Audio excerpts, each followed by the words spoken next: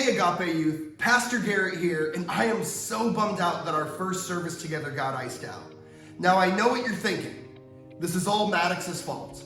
And well, yeah, I agree, obviously. But you know, what's done is done, it is what it is, and tomorrow is a new day. And as you probably know, tomorrow is Groundhog's Day. But what you may not know is tomorrow is also exactly 40 days after Christmas. Now, why is that important?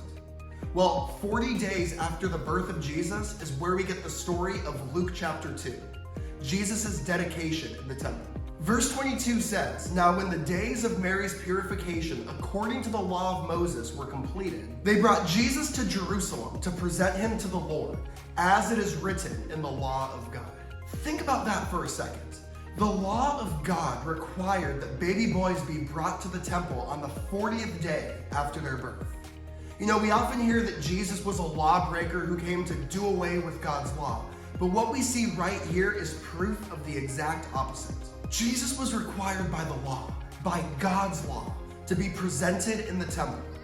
That means that if Jesus had not been presented in the temple that day, he would not have been a worthy sacrifice. And here's the craziest thing about it. Jesus was just a baby.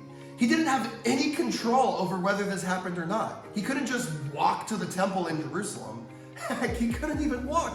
He was just a baby. No, Jesus' obedience to this law came down to the obedience of his parents. That's right, it was two regular humans choosing to obey God that brought Jesus to the temple that day. God trusted two teenagers to do what he had commanded them to do.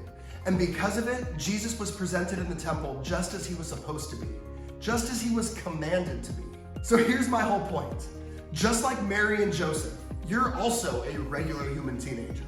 And just like Mary and Joseph, your obedience today and tomorrow and the next day will have an incredible impact on everyone around you in ways you may never know. So as you go to school or work or wherever it is that you're going to go tomorrow, I want to encourage you to make a decision to follow God's word, even in the small things that no one may ever know about. You never know how one small act of obedience may change the world. Have a happy Groundhog's Day, Agape Youth, and remember, you're greater than you realize.